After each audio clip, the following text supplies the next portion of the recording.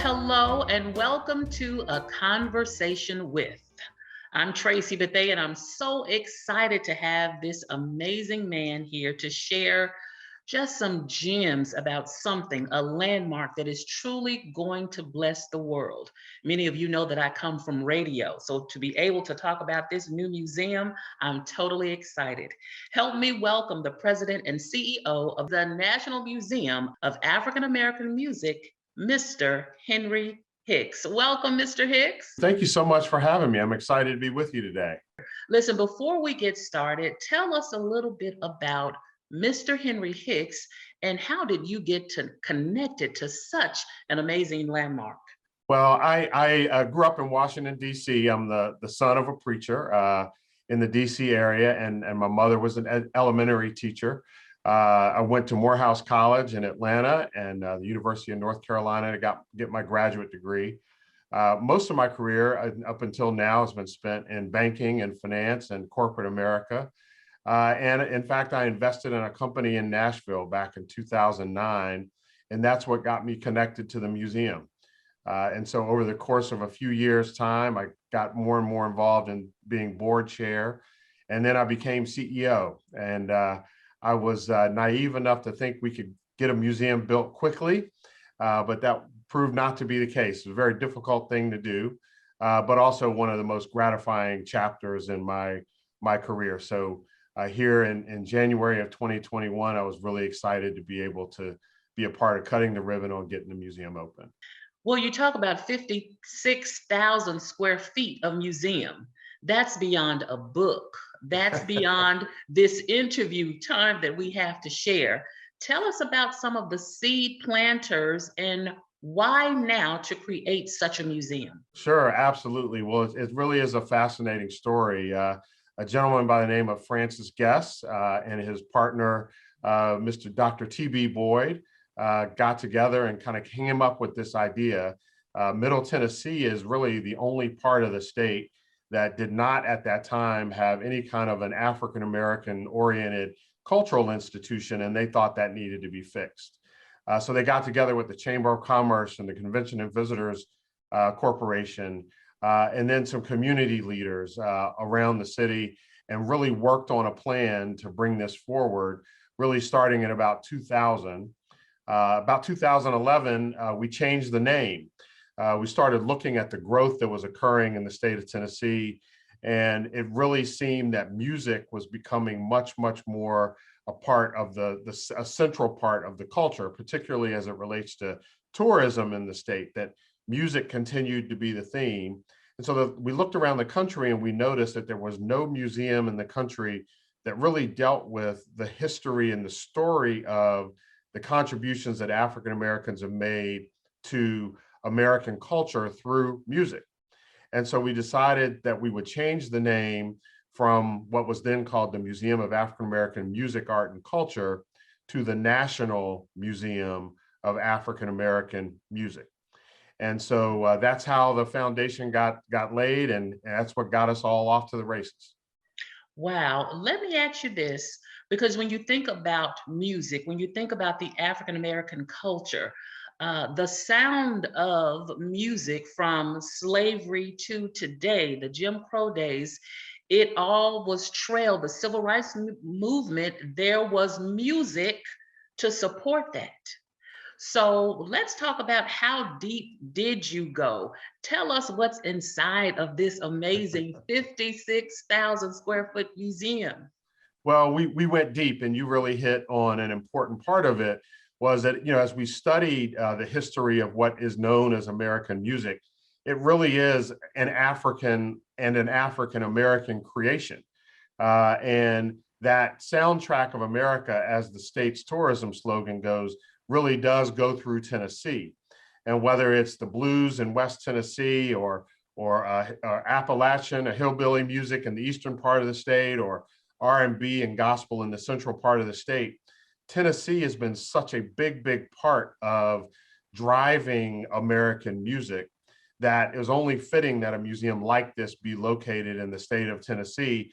And we really have gone from slave songs to hip hop, from blues and jazz and R&B and soul, funk, techno, disco, spirituals and gospel and hip hop gospel, and mixed it all up. But really the thing that makes the museum a little bit different is that it is a history museum, at least as much as it is a music museum. And again, the point that you hit on is that it's the history that really sets the context, and the context of where and how the music emerged is what makes us so tied to the music that is the soundtrack of our own individual lives. And so we really would like to think that we've tapped into that in terms of the way that we tell the story in the museum. So as you go through the museum, you really start with religious forms of music, and you go on to deal with the blues and the Great Migration, and you kind of go back a little bit and you get into gospel music and Thomas Dorsey as he kind of combined the best of the blues with the best of the spiritual music. And then you go forward to the Harlem Renaissance and you see the emergence of jazz. And then you keep going forward and you deal with the civil rights movement and you see the emergence of soul and eventually R&B. You deal with race records and the business of American music, and you see the emergence of Black music divisions in music labels. And then you go forward and you start dealing with things like urban renewal. And you see that out of that environment, the war on drugs, you have the emergence of hip hop. And then that brings us up to the current day. And we even in the museum deal with some of the international influences of this music in Native American communities and in Asia and in Africa. And so all of that you see in the museum. How much research, and you talked about when you first had the idea, take us through that process a little bit of being able to really, where do you go? How did you reach out? What were some of the things that you did to bring it all together? Sure. Well, the museum is more than 20 years in the making, and we probably spent the first 15 or more years just doing research. And so we really gathered a battery of PhDs and ethnomusicologists and scholars of various forms and genres and types and styles of music from around the country. And we had them all contribute essays to what became our storyline. And then we got together with one of the curators at the Smithsonian and had her, Miss Faith Davis Ruffins, combine all of those stories into a single narrative, help identify for us where there were gaps. And then our own very accomplished curatorial team worked to build and create or fill in the gaps in that story. And then we had a story that we could work from that was really pretty comprehensive and more than we could include in the museum. And so we got together with Gallagher and Associates, who are our exhibit designers, to determine how we could lay out the space in this 56,000 square feet, what we could get in, how we would be able to split up the story to be able to tell it so that the public could digest it. And then we went to identifying what were the most important moments in history that needed to be highlighted. And then who are the artists and what were the styles of music that best illustrated those periods in time. What Yeah. were some of the important things that you hit right there? Who were some of those people that you said, this is a must? Oh my gosh. Well, so again, I mentioned Thomas Dorsey, and a lot of people, for example, don't realize that he was at one time. Thomas Dorsey is known as the father of gospel music. What they don't realize is that he was also in a group with Ma Rainey prior to his gospel days, and so they are highlighted actually in our Wade in the Water gallery. But then you also see folks there like Pastor Shirley Caesar and Kirk Franklin and the group Take Six. Then as we move into Wade in the Water, I mean, you see folks there, B.B. King and Iron and Board Sam. And then you move on into our Love Supreme gallery, and we deal some with Kirk Whalum. We also deal with Gary Clark Jr. And many, many others there, Herbie Hancock. And then we go on to One Nation Under a Groove. And of course, there we've got to deal with George Clinton. You'll see Bobby Brown, you'll see TLC, you'll see Rihanna, Beyonce, Michael Jackson, Bob Johnson and Kathy Hughes on the executive side. And then we move on into the Message Gallery, where we start right at the beginning with DJ Kool Herc. And then you'll see Africa Bambaataa, but you'll also see Kanye West, you'll see The Roots, you'll see Run DMC and Queen Latifah. So all of those folks you'll see in one way or another in the museum, and many, many others. So when you talk about 50 genres all collaborated, you touched a little bit on country. Yes. Let's talk a little bit about that. Absolutely. Well, country music is also an African American form of music, and so we touch on that as well, principally in our Crossroads gallery.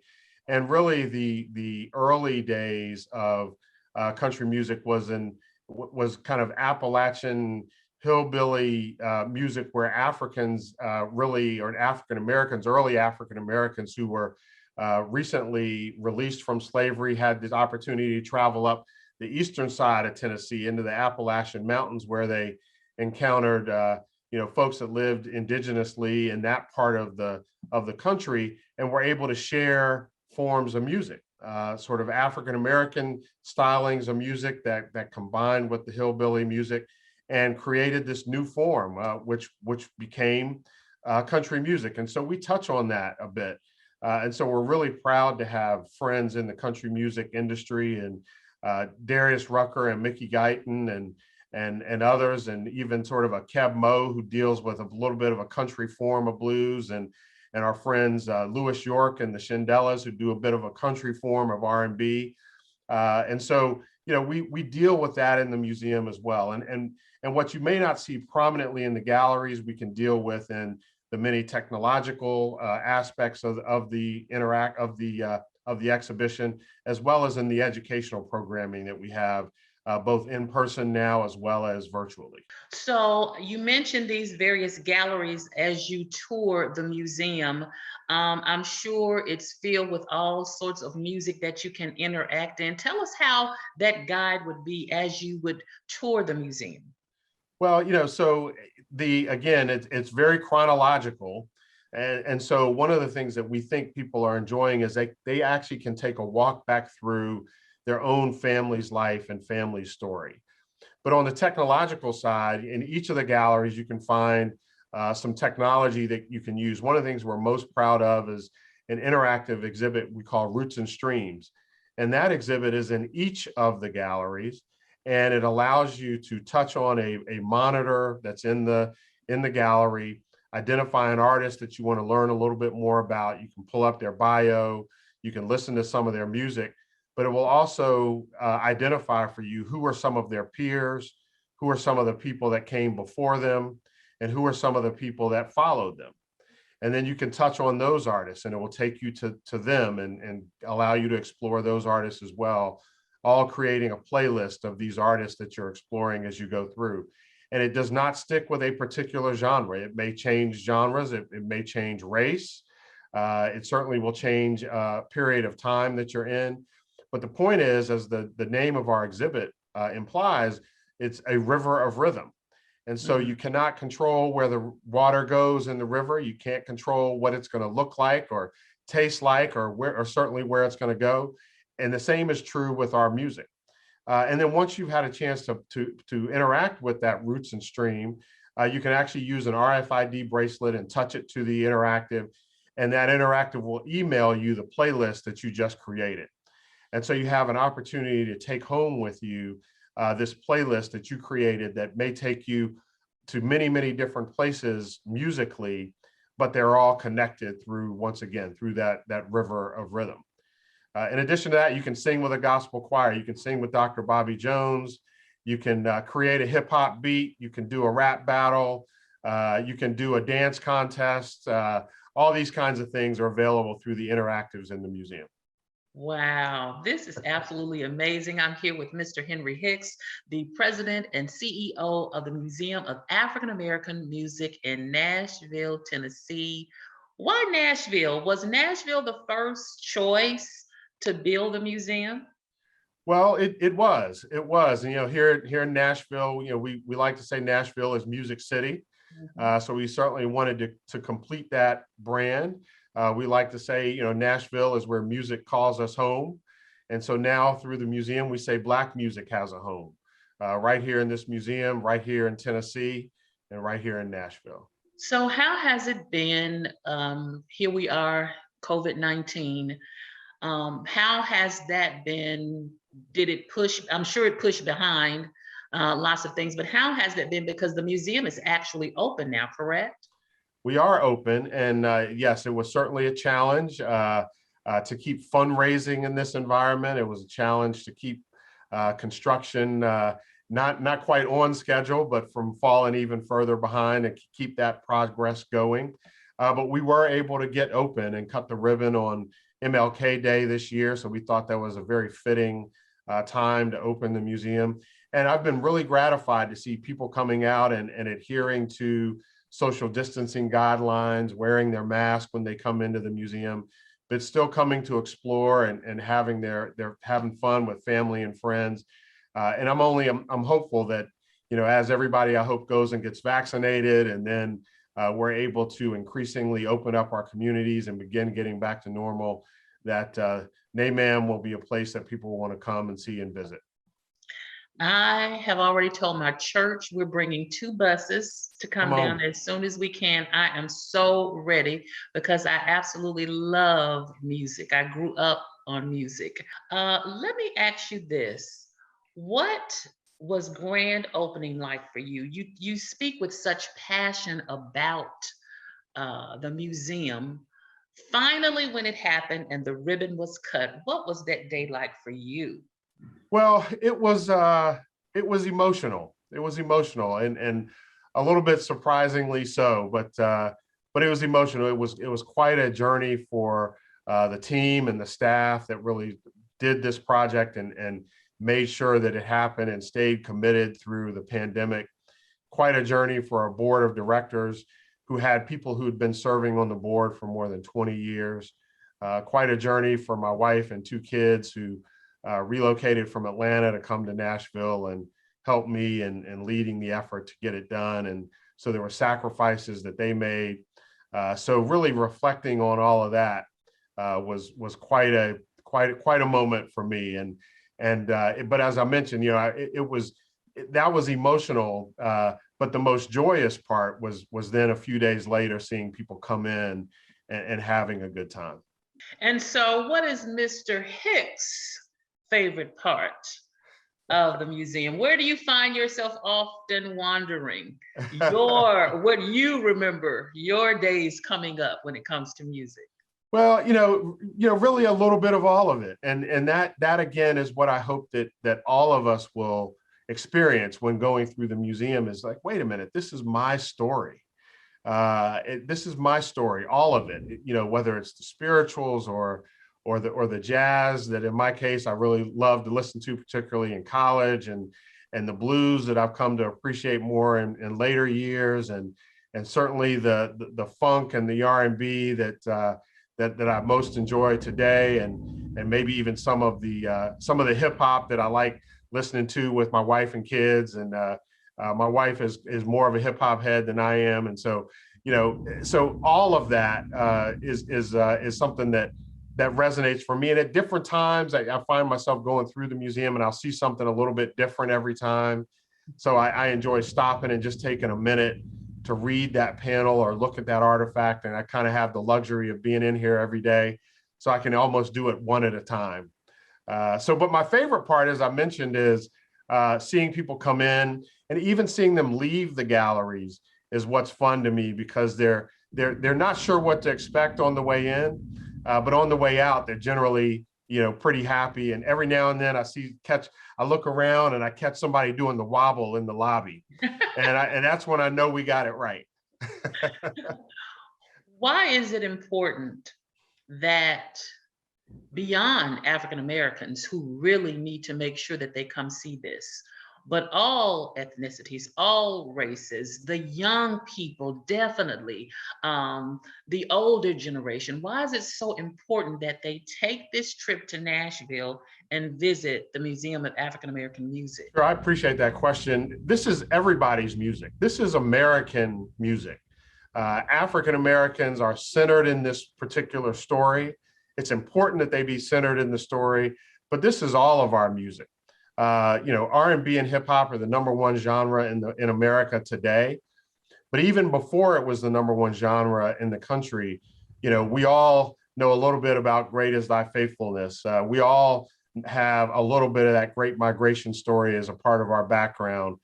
We all can appreciate something about the Harlem Renaissance, and we certainly all can reflect upon, the '60s and the Civil Rights Movement, and what that meant to us. And so the songs that are the soundtrack of those periods of time is something that we all can share.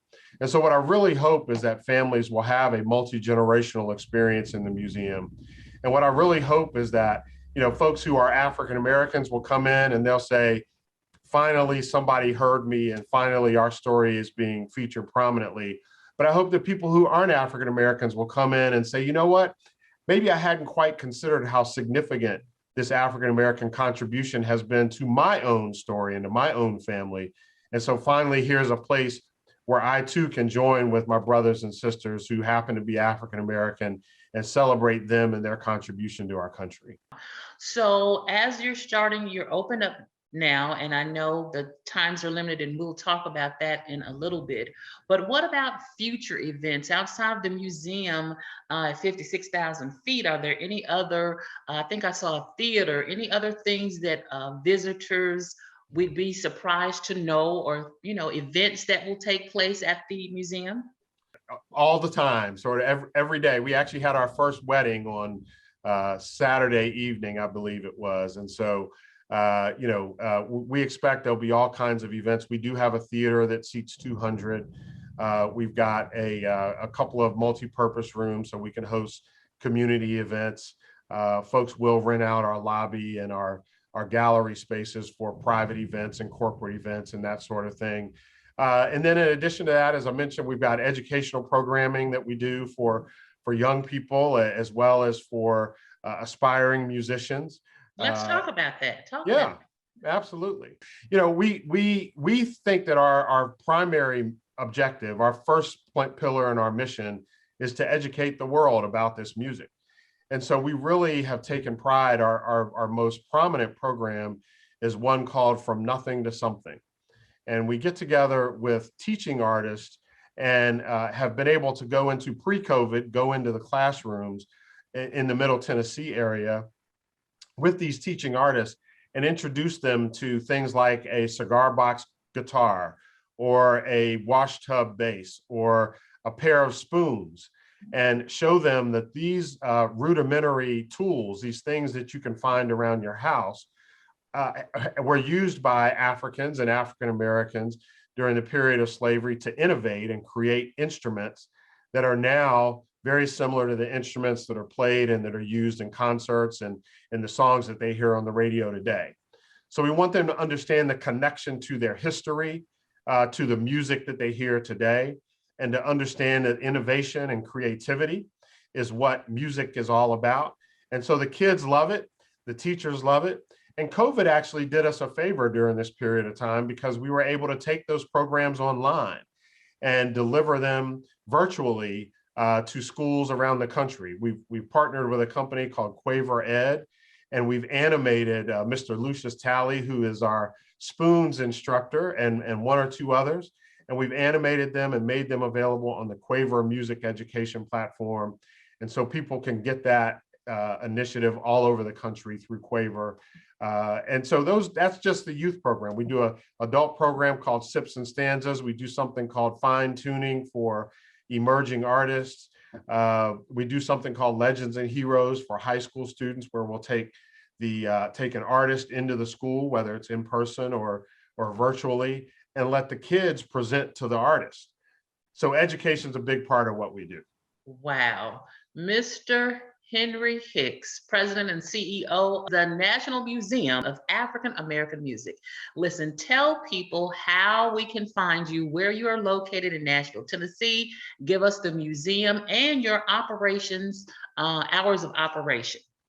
Absolutely. So the National Museum of African American Music is located at 5th and Broadway, right in the heart of downtown Nashville, Tennessee. You can't miss us.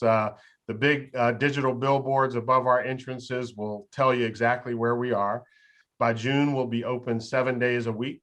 at least from 11 to 6. We're still working on the hours a little bit to make sure we get it right so that we can be open when people are most interested in attending. But the best way to find out more and to get the specifics is to go to our website.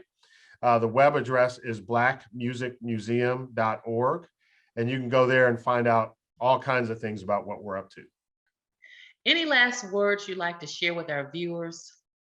Well, again, I'm very appreciative for having me on the show. And I really want people to know Black music now has a home. And I really hope that, folks from around the state of Tennessee and around the country will come pay us a visit, come have some fun with us, come learn a little bit, bring your family and come experience this new attraction that we have in our country. I hope to see you and all of the viewers come see us real soon. Well, I'm Tracy Bethea. This has been absolutely amazing. It is a must that you get your family together, take that trip to Nashville, Tennessee, and enjoy this national institution. It is the National Museum of African American Music, and I'll see you real soon.